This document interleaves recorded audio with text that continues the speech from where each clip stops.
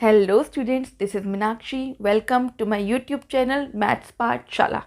So today we are going to start with chapter number 1 of class 9th which is number system. सबसे पहले हम कुछ basic definition study कर लेते हैं so that जब हम बाद में एक्सरसाइज क्वेश्चन सॉल्व करें तो हमें कोई भी प्रॉब्लम ना आए. सबसे पहले आता है नेचुरल नंबर्स. नेचुरल नंबर्स क्या होते हैं? The numbers that start from 1, 2, 3, 4, 5 and so on.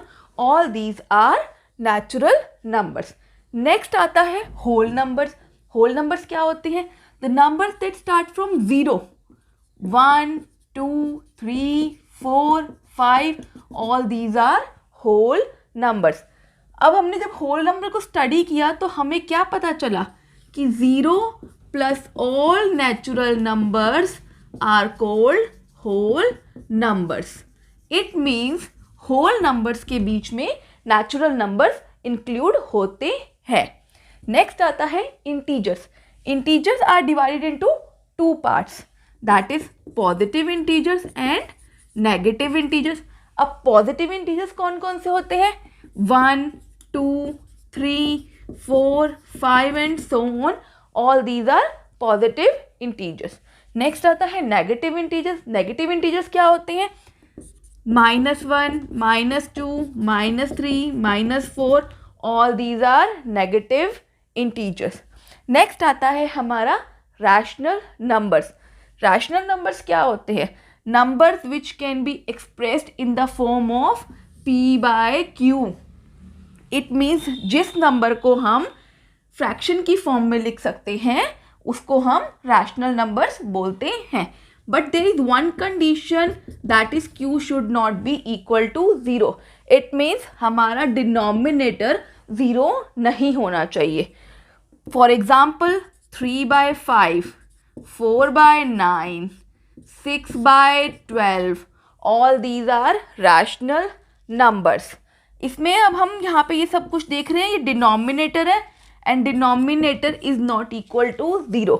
ये एक हमारी कंडीशन रहेगी रैशनल नंबर्स में, that denominator should not be equal to 0. Now there is one more example. I can write 2. 2 is a natural number, whole number. It is also a rational number. See how. 2 को हम 2/1 लिख सकते हैं. अब इसको हमने इस फॉर्म में लिख दिया, फ्रैक्शन की फॉर्म में. सो p/q की हम जिसको फॉर्म में लिख सकते हैं and q is not equal to 0, so that is a rational number. So 2 is a rational number. इससे हमें पता चलता है कि हर नेचुरल नंबर रैशनल नंबर की फॉर्म में हम उसको लिख सकते हैं. नेक्स्ट आता है irrational numbers. Numbers that can not be expressed in the form of p/q. It means जो हमारे रैशनल नंबर्स नहीं होते उनको हम इरेशनल नंबर कह सकते हैं. For example √2, √3, √5. All these are irrational numbers. अब आप इसमें देखोगे कि मैंने √4 नहीं लिखा. √4 नहीं लिखा, इसका कुछ रीज़न है. As 4 is a perfect square of 2. 4 को हम 2 × 2 लिख सकते हैं, जो बाद में स्क्वायर रूट से बाहर निकलकर 2 बन जाएगा. एंड 2 को अभी मैंने आपको पहले बताया कि 2 को मैं 2/1 लिख सकती हूँ, यानी कि इसको मैं p/q की फॉर्म में लिख सकती हूँ. So it is a rational number, it is not an irrational number. So got it. So √4 is not an irrational number, it is a rational number. Next आता है रियल नंबर्स. रियल नंबर्स क्या होते हैं? It contains all rational and irrational numbers that can be represented on the number line. अगर मैं आपको simple language में बताऊं तो रियल नंबर्स इन सब नंबर्स का मिक्सचर होता है. Suppose natural numbers, whole numbers, integers, rational, irrational, ये सब हमारे रियल नंबर्स की कैटेगरी में आते हैं.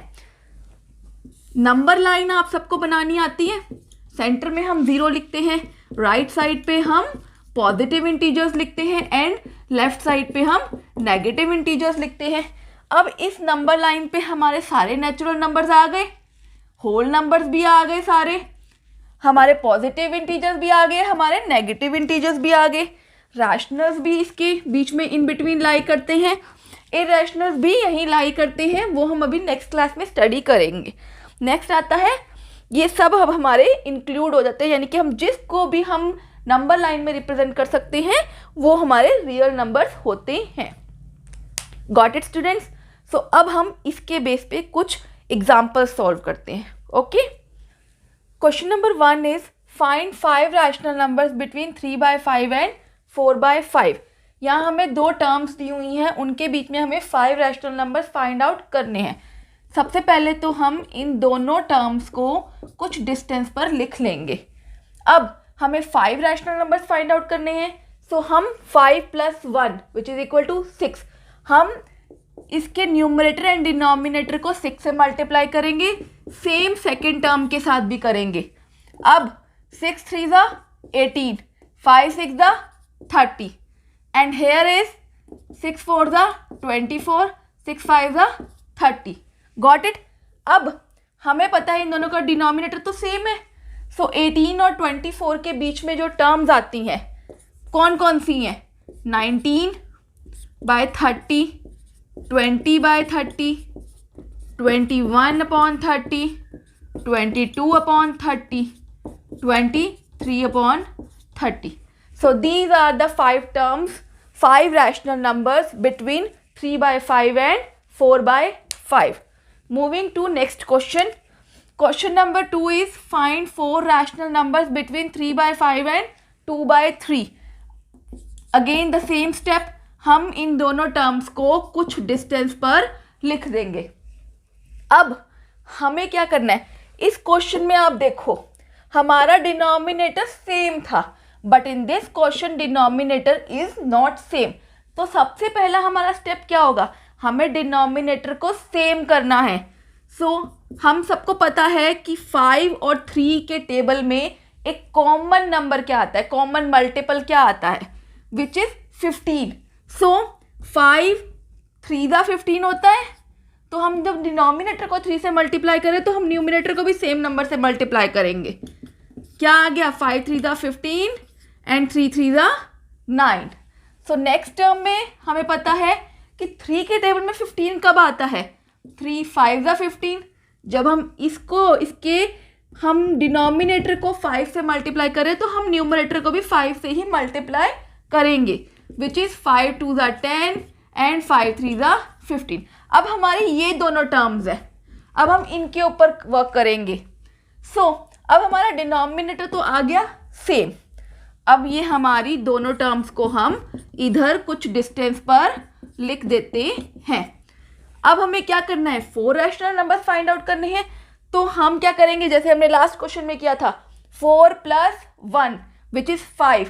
हम इन दोनों टर्म्स को 5 से मल्टीप्लाई कर देंगे।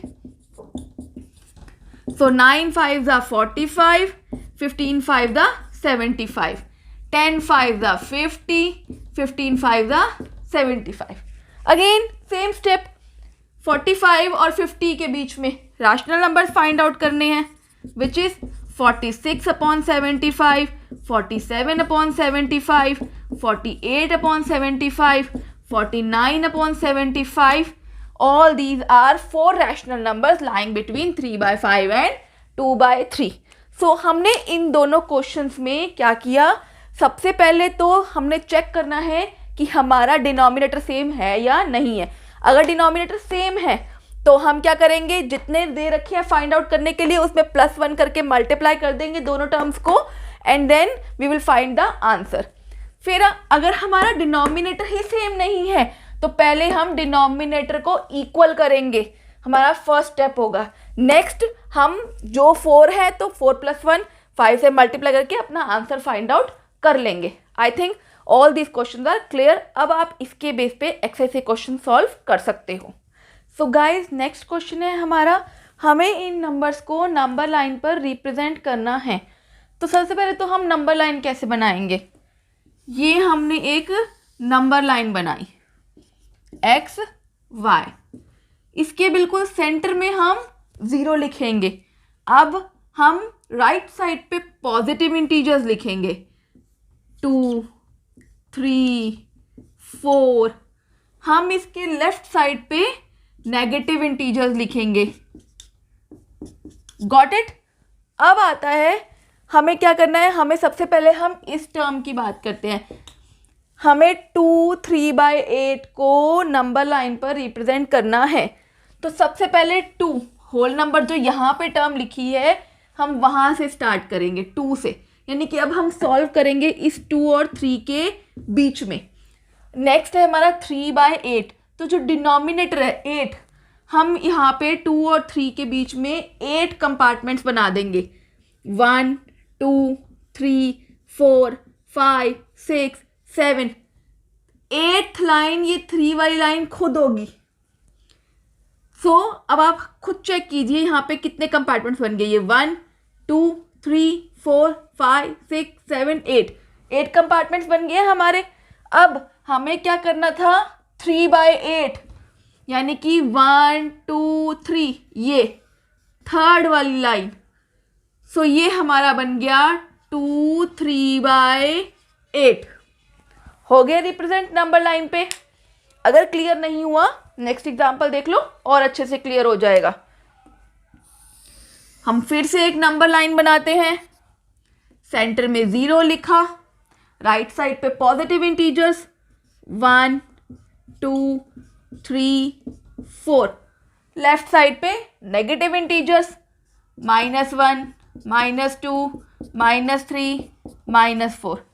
अब जैसे कि यहाँ पे 2 था, हमने 2 से 3 के बीच में बनाए। अब हमारे पास यहाँ पे क्या है, -1, तो हम -1 से स्टार्ट करेंगे, -1 से -2 के बीच में बनाएंगे। डिनोमिनेटर में क्या है 7, तो अब हम 7 कंपार्टमेंट्स बनाएंगे। 1 2 3 4 5 6, ये 7th खुद लाइन यही होती है 2 के ऊपर। अब हम कंपार्टमेंट्स चेक करते हैं, 1 2 3 4 5 6 7 कंपार्टमेंट्स बन गए। अब हमें क्या करना है, 5/7, तो यहाँ से स्टार्ट करोगे आप और 5th पे आ जाओगे। 1 2 3 4 5, ये आया 5 नंबर। तो अब ये हमारा हो गया -1 5/7। आई थिंक अब इन दोनों एग्जाम्पल से आपको क्लियर हो गया होगा कि हमें नंबर्स को रियल लाइन पे कैसे रिप्रेजेंट करना है। So that's all for today guys. I hope आपको ये सारे क्वेश्चन समझ में आ गए हैं।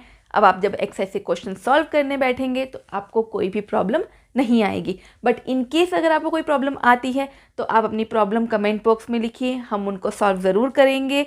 एंड अगर आपको ऐसी ही और एजुकेशनल वीडियोस चाहिए और आपको ये वीडियो पसंद आई है तो प्लीज़ लाइक द वीडियो और चैनल को सब्सक्राइब करना ना भूलें and press the bell icon. Thank you for today.